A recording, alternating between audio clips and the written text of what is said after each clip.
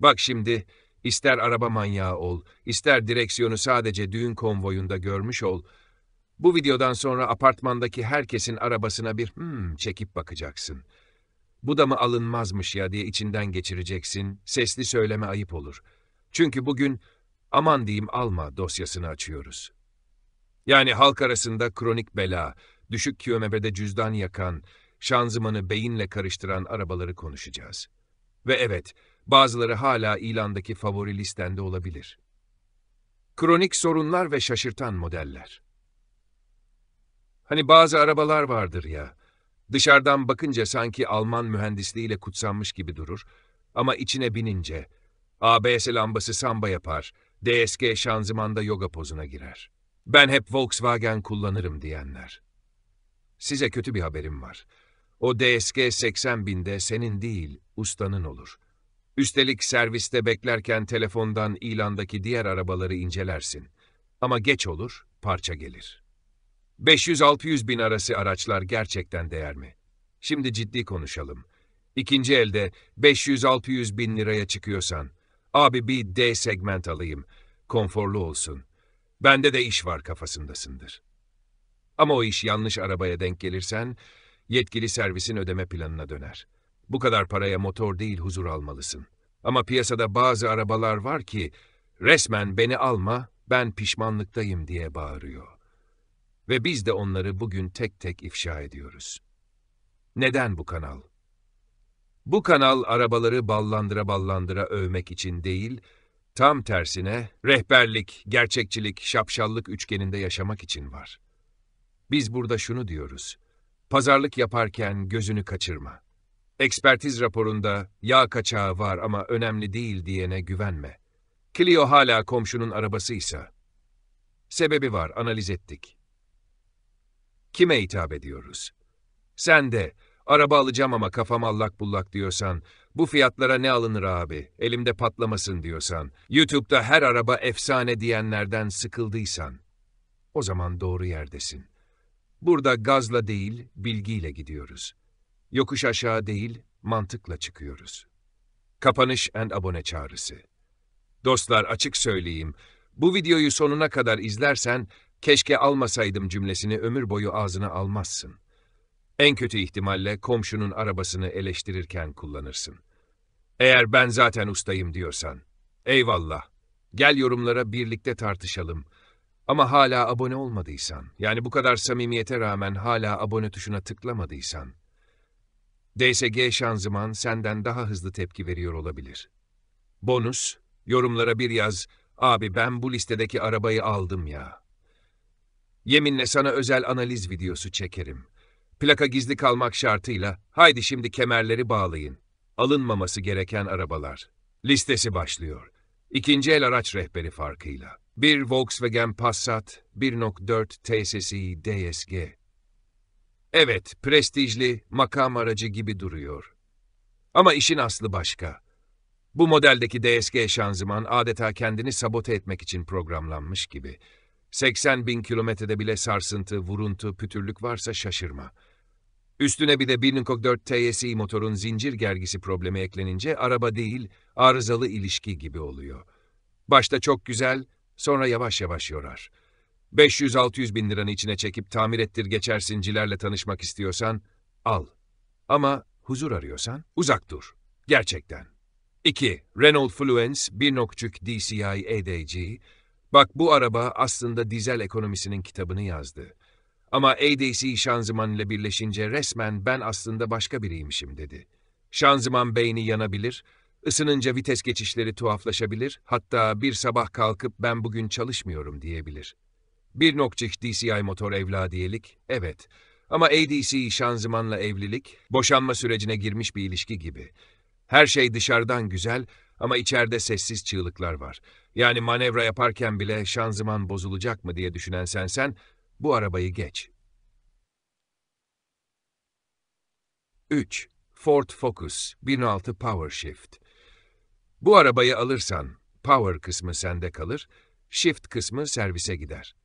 Çift kavramalı PowerShift şanzıman 100 bin kilometre civarında kronik arızalara açık. Titreme, kaçırma, geç algılama gibi sorunlarla boğuşursun. Motor sağlam, yürüyen aksamı tok, tamam. Ama şanzıman yüzünden sürekli fokus değil servis noktalarına odaklanırsın. Bir de tamir masrafı geldi mi? Arabayı değil, kredi geçmişini sorgulamaya başlarsın. 500 binlik araca 50 bin şanzıman yatırımı? Yok ya, geçelim. 4. Peugeot 308 1.6 TEP. Bu motoru Fransızlar üretmiş ama sanki patlamaya hazır bomba diye pazarlamış. 1.6 TEP motor, zincir uzaması, turbo arızası ve yağ yakma gibi kronik sorunlarla tanınıyor. Üstelik motor bloğunda çatlak bile yaşanabiliyor. Evet, iç tasarım şık, donanım cömert ama bu arabada konforla birlikte risk de standart paket. Bakımı ihmal edilmişse motor seni bir sabah ben yokum diyerek terk eder. Peugeot aşkı ağır basıyorsa bile bu motorla flört etme. Zira aşk değil, baş ağrısı olur. 5. Opel Insignia 1.6 SDTI. Premium hissi var mı? Var. Ama 1.6 dizel motor ve tork konvertörlü şanzımanla biraz ağırkanlı bir dert yumağı. Enjektör arızaları, turbo sorunları, DPF tıkanması, bu araba şehir içini adeta motorun düşmanıymış gibi algılıyor. Sürekli kısa mesafe kullanırsan, DPF arıza lambası sana günaydın der. Motorda uzun ömürlü değil, 150 bin sonrası masraf kapısı aralanır. Evet, heybetli duruyor ama cüzdanı da heybetli şekilde boşaltır. 500 bin lira verip üstüne motor yaptırmak istemiyorsan uzak dur. 6. Citroen C4 1.6 AHDI ETG Alpeş. Bu araba dışarıdan bakınca, abi Fransız işi konforlu dersin. Ama içine bindiğinde ETG 6 şanzıman der ki, ben robotum ama duygularım var, bazen çalışmam. Yokuşta geri kaçar, sollamada tereddüt eder, bazen de vites değiştirirken kendini sorgular. 1.6 AHDI motor güzel ama bu şanzımanla evliliği mutsuz bir birliktelik. Kronik problem mi? Var. Yedek parça pahalı mı? Evet. Yani bu arabayı alırsan konfor yerine şanzımanla empati kurmayı öğrenirsin. Robot şanzıman ama psikolojisi var gibi davranıyor. 7. BMW 116i 1.6 benzinli. BMW deyince göz parlar, motor çalışınca yürek coşar. Ama bu nesil 116'ya motor çalışmadan önce bile şüpheyle yaklaşmak lazım.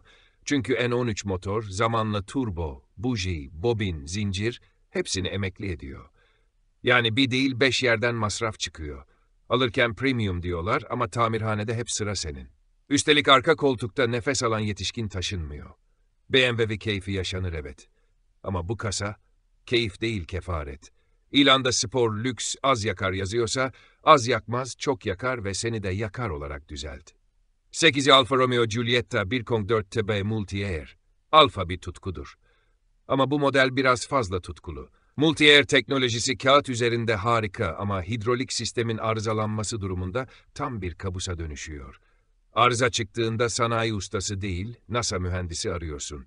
Parçası pahalı, usta zor, ikinci eli yavaş. Motor arızası varsa genellikle komple değişim öneriliyor. Yani estetik uğruna risk almayı seviyorsan bu araba senin olabilir. Ama gönül ferahlığı diyorsan bu aşk hikayesine hiç başlama. 9. Chevrolet Cruze 1.6 benzinli otomatik, Amerikan arabası abi, tank gibi derler. Ama bu Cruze tank gibi gider ama çabuk dağılır. 1.6 motor hantal, otomatik şanzıman eski tip ve arızaya meyilli. En büyük sıkıntı, marka Türkiye'den çekildi. Yani yedek parça bulmak define avı gibi, emek, zaman ve sabır ister. Görünüşü kaslı, içi geniş. Ama 500 bin liraya tarihten kalma otomatik vites almak çok da mantıklı değil. Cruise'a binen pişmanlığını Cruise diyerek uzatır. 10. Honda Civic 1.8 Dream. LPG'li kullanım. Şimdi Honda deyince akan sular durur ama 1.8 motor yanlış LPG uyumuyla motor üst kapak rektifiyesi. Yani bu araç düzgün EPPC kiti takılmadıysa diz çöküp ağlatır. Süpere yakın yakıt tüketimi LPG ile dizginlenmeye çalışılmış. Ama o LPG hatalıysa subaplar gider motor döner ama sen dönemezsin. Alırken ekspertize motor testi şart. Kaporta sağlam, içi ferah. Ama LPG'li Civic'in motoru içten içe beni kontrol ettir diye bağırır. Alacaksan doğru LPG montajlı ve düzenli bakımlı olanı bul. Mercedes-Benz A180 CD. Mercedes deyince konfor, kalite, prestij geliyor akla. Ama bu nesil A180 CDI görüntü var, ses yok örneği. Renault menşeili 1.5 dizel motor kullanıyor. Motor kötü değil ama Mercedes'e binip Clio sesi duymak hayal kırıklığı yaratır. Bir de üstüne EDC şanzıman varsa Mercedes keyfi değil, masraf keyfi yaşarsın. Sınıf farkı var ama içerik zayıf. Bu paraya daha mantıklı seçenekler var. Yıldız diye hayal kuranlara uyarı. 12. Elantra 1.6 otomatik, geniş, konforlu, donanımlı ama 4 ileri otomatik şanzıman hala 90'lardan kalma gibi. Vites geçişleri hisli, performansı ağırkanlı. Yakıt tüketimi şehir içi 9-10 litreyi görebiliyor ve ikinci el değeri zayıf. Alırken kolay, satarken ağlatır. Yani konforlu tabut. Benzetmesi yapılmasa da 500-600 bin lira seviyesinde çok daha modern alternatifler var. 13. Nissan Qashqai 1.2 DT 2014-2016. SUV alayım, yüksek bineyim diyorsan dikkat. Bu 1.2 benzinli motor yağ eksiltme ve turbo arızalarıyla meşhur. Yokuşta yürümüyor, rampada düşünüyor. Üstelik zincir sesi plus turbo gecikmesi, cüzdan gerilmesi. Crossover görüntüsü kandırıcı, yürüyeni zayıf. İkinci elde fiyatlar şişti ama performans şişkin değil. Qashqai aldım demek için değil, gerçekten binmek için alınmalı. 14. Fiat 500L 1.3 Multijet Dualogic. Tasarımıyla şirin, sevimli, aile dostu gibi dursa da Nalo Dualogic şanzıman robot değil çırak gibi çalışıyor. Rampada geri kaçıyor, vites geçişleri geç anlıyor. Multijet motor sağlam ama bu şanzımanla beraber sabır testi gibi. Servis de bu şanzımanı pek sevmez çünkü onarmak zahmetli, parçalar pahalı. 500 bin liraya bir 500'ler almak yerine daha sorunsuz seçeneklere bakmak mantıklı. 15. Kia Cerato 1.6 otomatik gibi. Konforu tamam da bu kasadaki 4 ileri otomatik zamanın gerisinde kalmış bir teknoloji anıtı. Yakıt tüketimi yüksek, performans yetersiz, içi ferah ama motor beni zorlama diyor. Ayrıca yedek parça hala sınırlı. Alırken uygun gibi görünüyor ama 500-600 binlik bandı için kesinlikle yaşlı. Yeni kasa düşünülmeli, bu model ucuz diye alınan, pahalıya patlayanlardan. Neden bu kanala abone olmalısın? Çünkü bu kanalda sana sadece araba alın demiyoruz. Şu arabayı alma çünkü başına bunlar gelir diyoruz. YouTube'da herkes efsane araba, tertemiz, en az yakan, en kral model diye video yapar. Biz burada gerçekleri konuşuruz. Bütçen ne olursa olsun araba alırken hata yapmanı istemiyoruz.